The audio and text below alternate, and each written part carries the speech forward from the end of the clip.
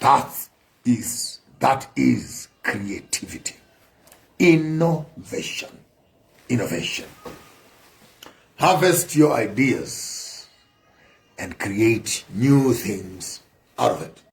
Well said from Joshua Maponga that Africa now we need to value our things. All these technologies we see in this world today is originated from Africa. So Africa, we must value our things or our art. So I want to share with you this short clip while we are continuing listening the wisdom words from Joshua Maponga. We see our brother here creating this to carry some goods from one place to another, and doing this because there is no any means that they can use to transfer their goods, whether from farm to home or from home to market. So they create this in order to make their transportation easier. But we see Africa, though there is so much resources, still this kind of ideas we lose because we only take what we see good for the Western and not for our people. So brothers and sisters, once we see this kind of ideas, let us use them in order to achieve some goals as we planned as African, that African problem for African solution. So as you see my brother trying to create this. There you go. And I'm not doing this for anything. But I'm doing this for inspiration. So, brothers and sisters, for those of you who are in the fashion industry, you can also have a look at and then we'll meet at the end of the video. Even this is another piece, also from the same baobab and msasa trees. You can top this up with a nice, sexy hat over there, and give it that vavavoom. You go. Then inside here, one can put on some lining over this thing nicely, and put some extra lining over there. I've already put some lining at the bottom there to make sure that this other piece is well designed there. Some black lining right over there. So there's nothing that stops you as African young people. There's nothing that stops you as African young people to go back into some of these indigenous pieces of art and create for yourself new interpretations, whether it be fashion, whether it be car seats, or you're talking about making bed sheets, or you're talking about making tablecloths, or the traditional was just to convert these things into carpets. And I thought, yeah, one of these days you might actually be able to see me rocking up in one of these crazy suits of mine. And please, when you take pictures, don't forget my hips. Don't forget my hips on the side right there. I got some extra hip there. I love that. Maybe you can open up here and make a pocket. Then you can put your cell phone here and put another cell phone on this other side here. But beautiful. There you go. You have a flap there. One piece across, one piece over. One piece across, one piece over at the back there, and the big one on the top side. And here I am standing. This one costed me about $20, and these small little pieces costed me $5. So that is $20 this side, $20 on the upside, and for $40, and then another $5 on the top side. So for $40, here I am, looking like $1 million. And I promise you that if some of you young people who are better artistically designed than I am, if you can go up to some of these spaces and get some of these artifacts, you can actually create something much more beautiful than what I have done. So I've just thought I'll do this program for you, just to inspire you and say, you need to go back to your culture and let's convert our culture into currency.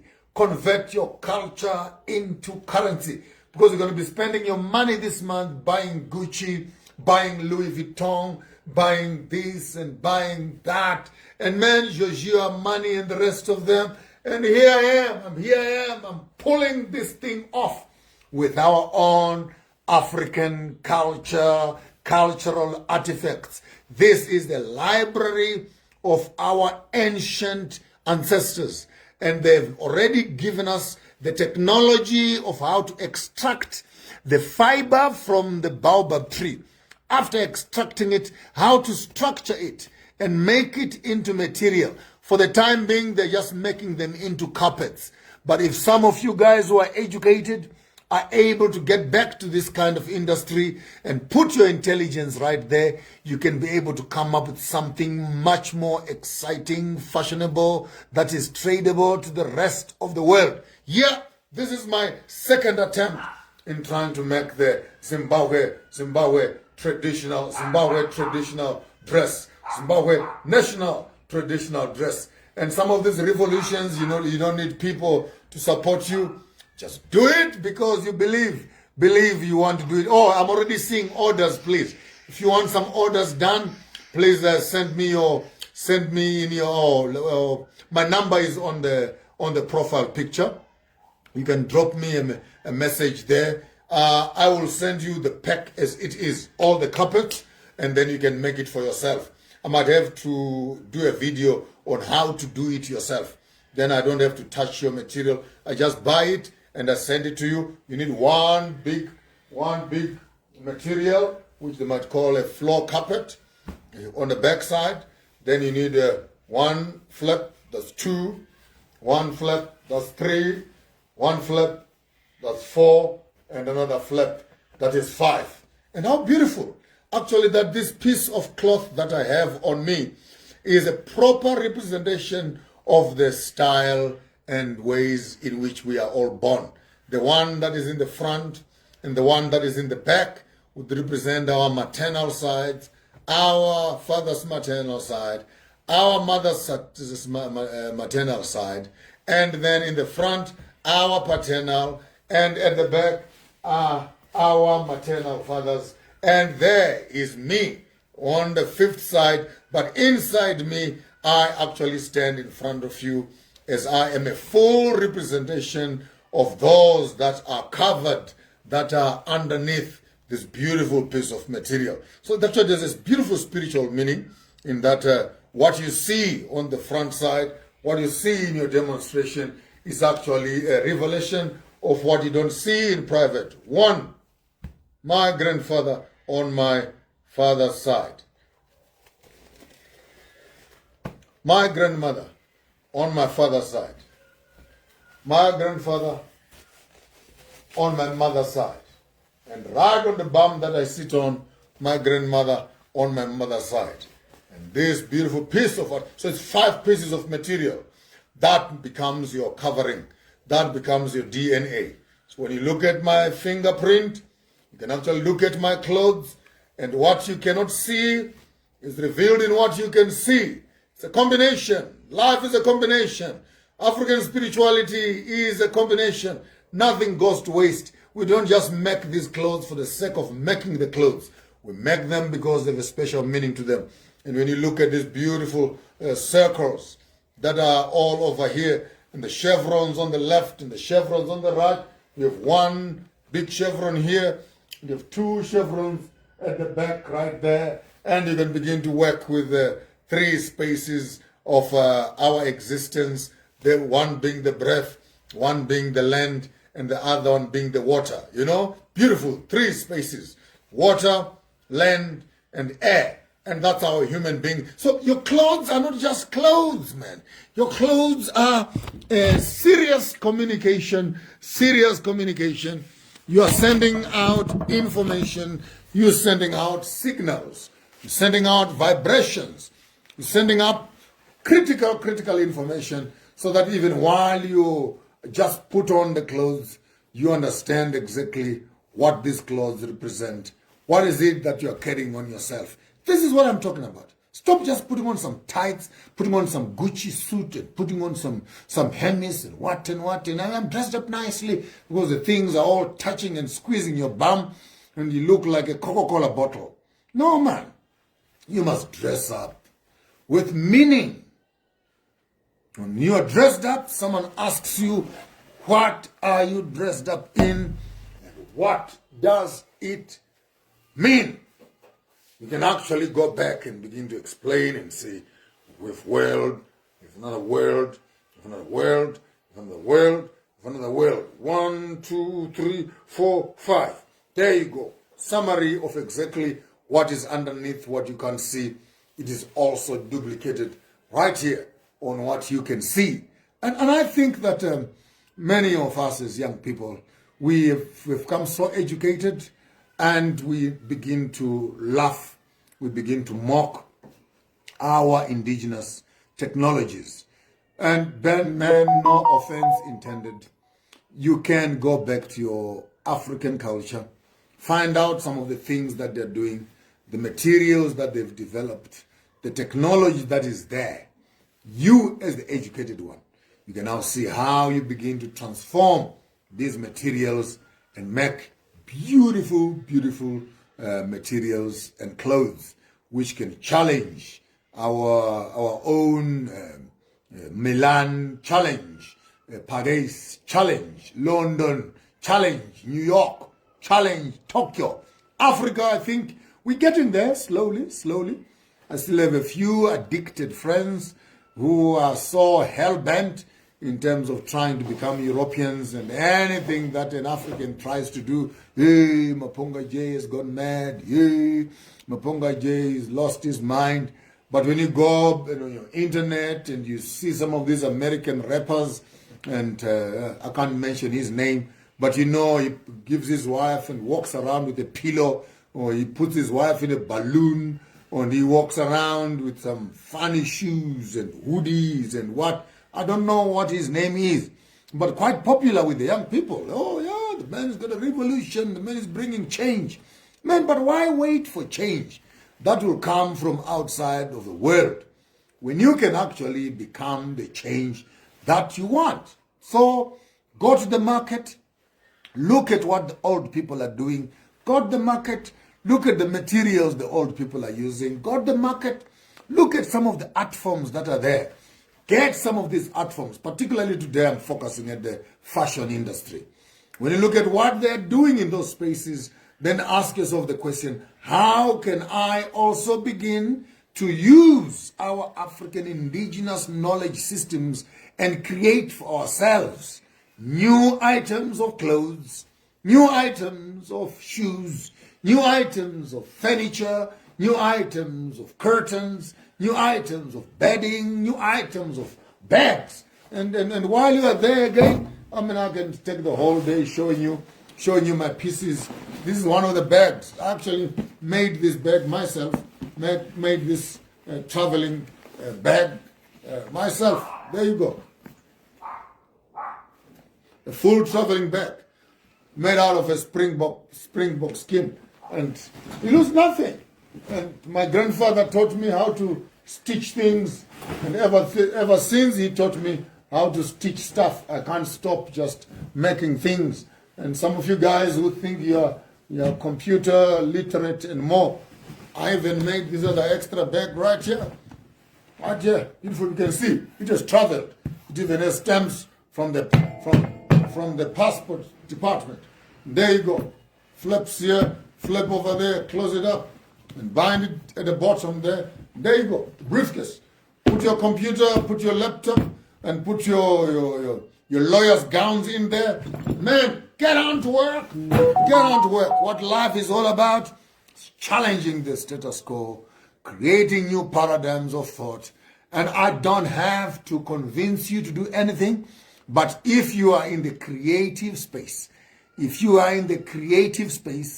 you don't need anyone to make anything for you. Walk down the market, see some traditional stuff. When you see some traditional stuff, take all that stuff for yourself and make for yourself some new, lovely, wonderful, indigenous, organic kind of materials. I make my hats, I make my bags, and I think very soon I already have a few. I also make my own clothes. And if I learn a little bit, I know how to stitch. When the day I'm going to make my shoes, I'm going to show you how to make my shoes. And these sciences, if they're well captured, well packaged, we can actually begin to make a beautiful impact in the world. This is what we are bringing to the world as Africans. We're bringing ingenuity, we're bringing creativity, we're bringing organic, user-friendly, environmentally friendly kind of clothing, kind of hats, kind of shoes, kind of bags. I mean, you cannot just be sitting around watching TV and watching soccer, for crying out loud. Take some time, sit around, do something with your hands. Do something with your hands. And you were laughing at me the other day. Hey, Maponga J's hands are white. He needs some Vaseline. He needs some what. I will use Vaseline when I want to use Vaseline. But as long as I'm working and I'm in my space where I'm creating my stuff, I'm going to be poking things. I'm going to be rubbing things and etc. And there you have my hands. Ugly as they are. But see the beauty that the ugly hands can produce. So, man, I challenge you guys. You're living in town, you're in Johannesburg, you're in Nairobi, you're in Kinshasa, you're in Windhoek, you're in Gaborone. Take some Sunday time out and walk around the market. Walk around the market. Look around and see what the market has. There are walking sticks, there are beads, there are what, there are clothes, there are drums, there are this. And walk around the spaces, see what you can pick, and after you've picked it up, see what kind of stuff you can produce. No, you cannot be sad, Mr. Gutu. You cannot be sad. You have not seen such a beautiful piece of dress all your life, Mr. Gutu. I know you're a Seventh-day Adventist, and your mind is constipated with a tie and a jacket. Sit down, Mr. Gutu. Sit down, Mr. Gutu. They also created that jacket and that tie. So don't be sad. I'm talking to artists. I'm talking to fashion designers. I'm talking to people who want to create new products. So don't be sad. I am happy and I'm very much okay. But I'm an artist and I'm an innovative person. And don't try to suffocate me, Mr. Fundi, Kumela, Gutu. It's okay, my brother. It's okay, my brother. Go for a Bible study. If you don't like what I'm saying, just press the exit button. Go for a Bible study or go and read the book of Acts chapter 17, somewhere there, and entertain yourself. We're here to inspire the young people. You could have finished up your technical college. You could have finished up your university in fashion and designing. Today's program is all about you. If I had all the money in the world, I would have been able to have my own Farmers of Thought catwalk with all these crazy ideas, crazy hats, crazy garments, crazy trousers, crazy materials, and create for ourselves a new generation of inspired young people who can not only create things for themselves, but can convert their knowledge into an industry. That's all I'm trying to do right here. Because Mr. Gutu is going to take all his money this month and he's going to go to the shops, to Truworths, to Edgar's, and go and buy clothes there and make the white man rich. When he sees Maponga J dressed up like this, he's sad because he's a Christian. And he thinks when I look like this, I look like a demon and I look like an ancestor. But hell no. This is royal dressing for weddings, for functions, and another generation, maybe a couple of hundred years from now, Africans will be able to go to work looking like this. So that's what I thought I'd share with you. I spent all my morning today fixing this piece of garment, and there is my back tree hat. There is my back tree hat. And there is my back tree hat. There is my jacket. There is my skirt. There is two of them. Don't forget my hips. Don't touch my hips right there. One for the back, one for the front. The flap at the back 4 pieces. 4 pieces. 1, 2, 3, and 4. That's my ancestral lineages. And me, the one you are talking to, yours truly, Maponga J. So, clothes must have meaning. Clothes must have meaning. Meaning.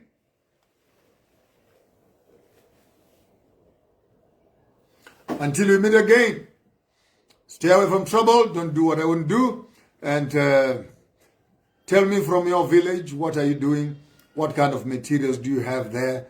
And if you have any suggestion, you've come up, you can record for yourself also a small little video of some of the indigenous stuff. Send it to me.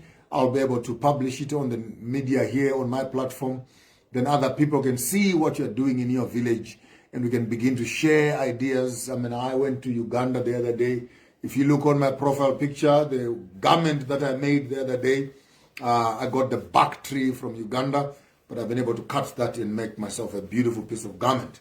And you can share with us also what kind of materials do you have, what designs do you have, what art pieces do you have, and let's see how we can coordinate all this African culture, African art, African expression, and convert all of it into a multi-billion industry where we are harvesting our indigenous knowledge and converting it into business. There we go. Our culture is our currency. Our culture is our currency. Let's make our own bags. To hell with Louis Vuitton. To hell with Hermes. To hell with YSL and Gucci. Forward, Africa, forward. Forward. Let's start making our own things. And I've seen some of you already pressing for orders. You can send me your messages on my WhatsApp group there, and I'll be able to go and procure for you, and I'll send them to you when your parcel arrives. Then I'll handhold you how to make your own. But it's simple. You make a hole on the top side, and 2/3 at the bottom, 1/3 at the front. You join the 2 pieces at the bottom horizontally. You join the 2 pieces vertically. Join them together and specify the skirt to your own weight line. And I even took some time. I even put a small little, what they call it, the lining at the bottom there. I put on some black lining at the bottom there. Just make sure that the material does not scratch me. I will try and get some extra lining here also.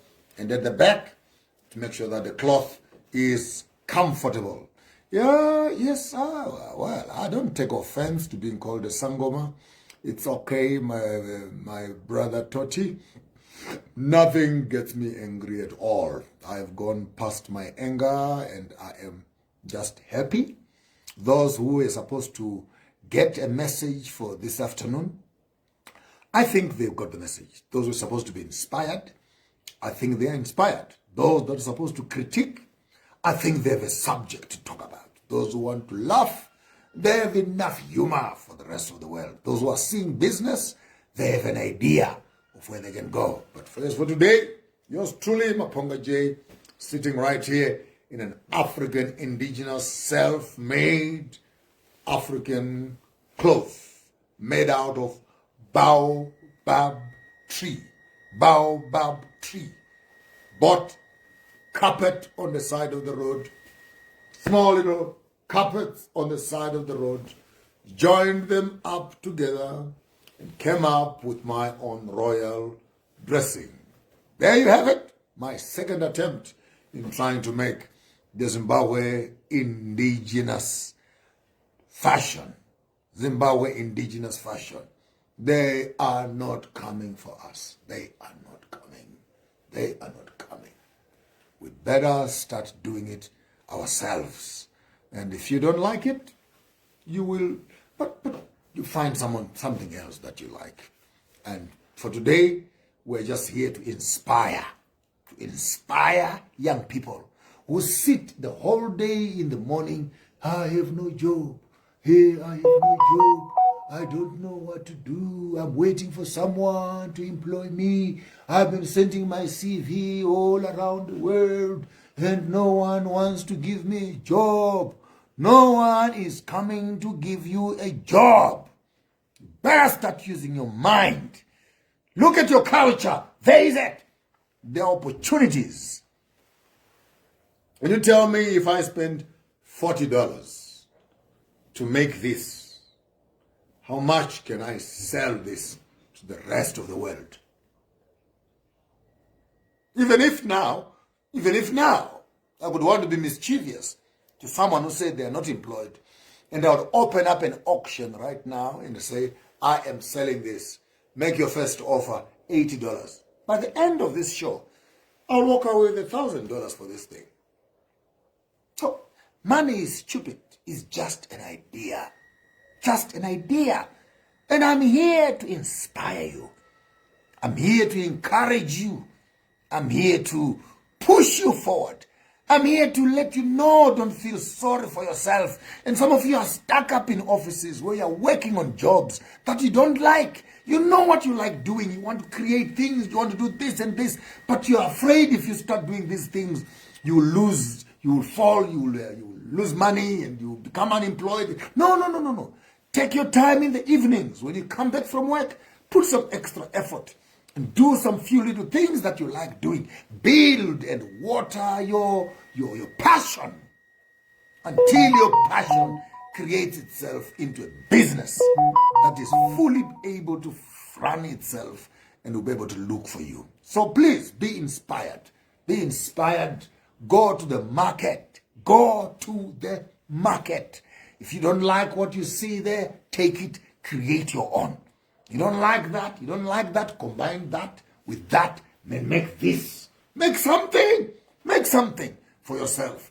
And you could never know. You could be the next Mr. Hilfiger. You could be the next Mr. Versace. You could be the next Mr. this, Mrs. that, Miss that, Mr. that.